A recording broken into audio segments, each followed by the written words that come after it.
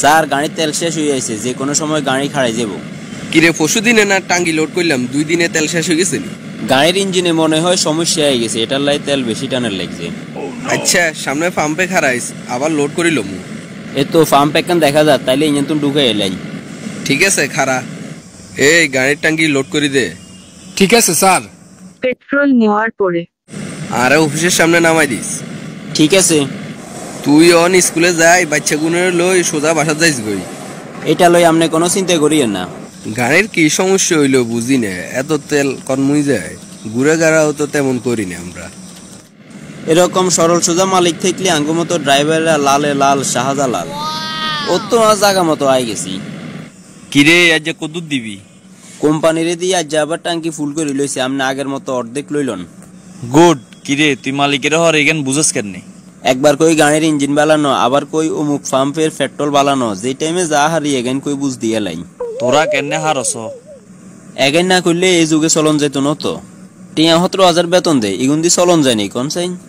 জিয়ানে ১২-১৩,০০০ টাকা বেতন হয় মানছে, ইয়েনে ৭০,০০০ টাকা তোর কাছে কম লাগের। ঠিক আছে, তো এই ৭০,০০০ টাকা এই সময় কি হয় কসাই? তোরা গোপনে আনি পেট্রোল আর কাছে বেশি যাবি, তো ওটা তোরা উসুল করে লইবি। এই যুগে হাঁটান খরচ করি না চললে টিকি থাকুন যাইতো না। আরেকটা সিদ্ধান্ত লইছে, মালিকের চাপ দিমু বেতন বাড়াই দিবেন লাই, নইলে কমু আই চলি যাই। এর হরে অটোমেটিক বেতন বাড়াই দিব। খাইছে বেতন বাড়াই দিলে তো এরকম আর তেল বেচতো না আর কাছে। কিরে তোর এনে তো হোসে যার ১৭,০০০ টাকা বেতন, ১০,০০০ টাকা তেল বেচরি আর কাছে ২৭,০০০ টাকা হয়। আর কিত্তু হয় না রে ভাই, তারপরেও পোষায় না। স্যার আপনারা একার কথা কইতাম। কি কইতি রে? জিনিসপত্রের দাম যে বাড়া বাইছে আর পোষান না, বেতন আরো বাড়াই দিতে হইব। আচ্ছা এই বছর যাক, সামনে জানুয়ারি মাসে তুন বেতন বাড়াই দিম। না আপনি অনে বাড়াই দিতে হইব, আর এত ধৈর্য নাই। আশেপাশে খবর লই দেখছি তোর বেতন তুলনামূলক অন্য গুণে তুই নাই এনে বাড়াই দিয়ে। জিএনে ১২-১৩,০০০ টাকা দি ড্রাইভার হান যায়, হে জায়গা তোরাই ১৭,০০০ টাকা দিয়ে কম কইন দে দি। কইছে এই কইলে আপনি নিয়ে না সারি কইতেন না, আপনি নতুন ড্রাইভার চান। কইলাম তো জানুয়ারি মাসে তুন বেতন বাড়াই দিম। আর মতোই কে ড্রাইভার আর কোনাই হইব, চলি গেলে আবার ঠিকই ফোন দিয়ে আনাইব। থামেন আপনি, এই বেতনে আইয়া সারি কইতেন না, চলি যাইয়ের।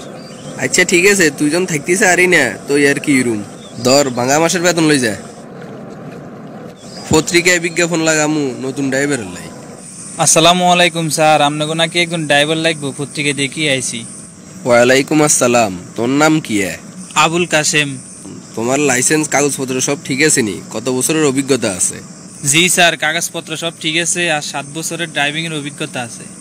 ঠিক আছে বাবাজি, তোমার বেতন কত দিতে হইব কইয়ে লাও। আগে আর ড্রাইভিংটা দেখেন, তারপর আপনার পছন্দ হইলে বিবেচনা করি আর বেতন ধরিয়েন। ঠিক আছে, তোমার কথাবার্তা আর ভালো লাগছে, চলো আগে তোর ড্রাইভিংটা একটু দেখিলই। চলবনি আর ড্রাইভিং? মোটামুটি চলে। অন তোর বেতন কত হইলে তুমি খুশি হইবে? স্যার আপনি তো আগে ড্রাইভার রাখছেন, অন বর্তমান পরিস্থিতি অনুযায়ী আপনি বিবেচনা করি যা ধরেন। থাকা খাওয়া আমার। আগের গাড়ি ১৭,০০০ টাকা বেতন দিতাম, তোমরও বরাবর দিমু, সামনের বছরে আবার বাড়াই দিব। ঠিক আছে আলহামদুলিল্লাহ, আর কোনো আপত্তি নেই। আরে কিল্লে খবর দিছে নিয়ে নে আইবেল্লাই। কিরে তুই চাকরিতে জয়েন করলি, অন আলোগায় দেখা করে গেলি না? আপনার লগে দেখা করার কামটা কি?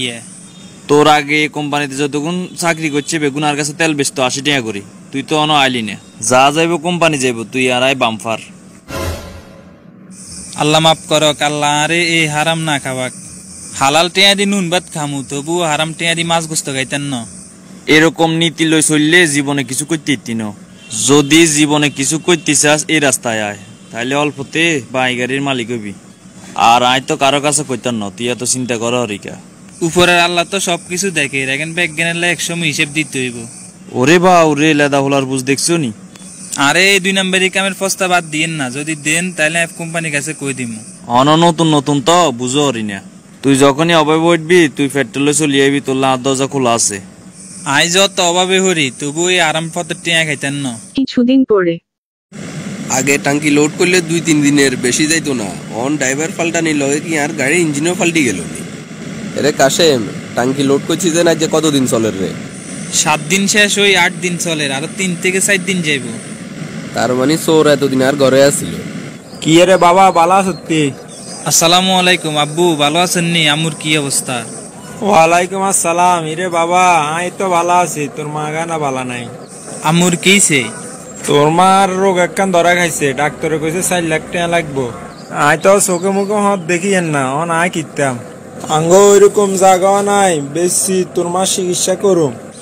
যেটা বেতন হামু এটা দিয়ে কোনো রকম সংসারের খরচ চলবো। দরকার হইলে আর শরীরের কিডনি বেশি এলামু, তবু মায়ের চিকিৎসা করামু। আর বান্নে চিন্তা করিয়েন না, এটির ব্যবস্থা করি, আন্নারে ফোন দিলে আন্নে আমার লই শহরে চলে যাইয়েন।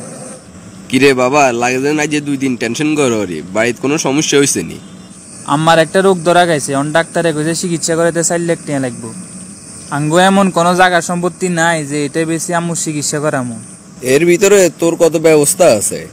আর কাছে ফকট খরচের টিয়া ছাড়া আর কোনো টিয়াই নাই। জীবনে তো অনেক টাকাই খরচ করলাম, এরকম এক সৎ হলা যদি উপকার করতে পারি আল্লাহও খুশি হইব। আচ্ছা তুই এত চিন্তা করিস, তোর মারে ঢাকা লইয়ান, ইগার চিকিৎসার ব্যবস্থা আয় করুম। স্যার আপনার এই উপকারের কথা আমি কোনোদিনও ভুলতেন না। আল্লাহর কাছে দোয়া করি আল্লাহ আপনার মঙ্গল করুক। আর টিয়া এগুন প্রতি মাসে মাসে আর বেতন এতুন কাটি রাখিয়েন। আয় কি টিয়া এগুন তোরে কাট বেলাই দিছিনি? তোর মাছ জায়গা তার মা অসুস্থ হইলে আয় কি চিকিৎসা করাইতাম না? তুই এত কথা কইস না, তুই আগে তোর মারে ঢাকা আনার তাড়াতাড়ি ব্যবস্থা কর। ঠিক আছে, আয় বাবারে আজ যে ফোন করি কই রাম্মুরে ঢাকা লই এবেল লাই।